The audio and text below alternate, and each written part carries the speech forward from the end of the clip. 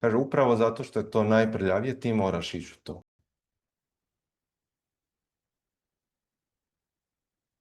Slušao sam jednog budističkog svećenika. Svijet bio čudestan. I rekli su mu, ići ćeš sada, zadnji ispit ti je, ideš u New York.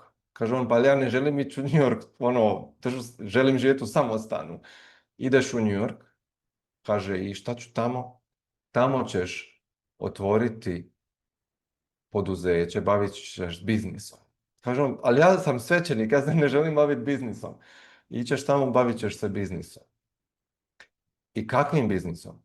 Pa prodavat ćeš dijamante, drago kamenje.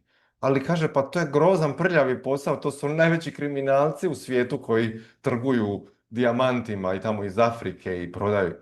Kaže, upravo zato što je to najprljavije, ti moraš ići u to. Treba svjetlo ući u to, treba svijest ući u to. I 3 mjeseca su ga nagovarali, odbijao je i onda je nakon 3 mjeseca prihvatio. I sa $7 je došao u New York. Sa $7.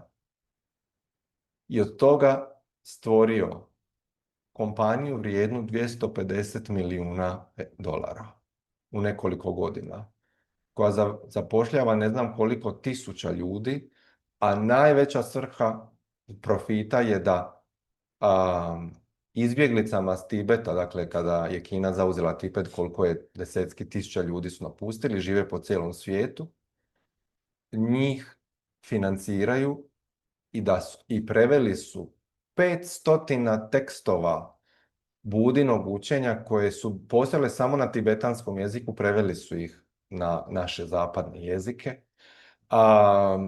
Ne znam što su sve proizvodili, rukotvorine, educirali sve te ljude, dali im fakultete, ne znam, nija svašta nešto. A on je to postigao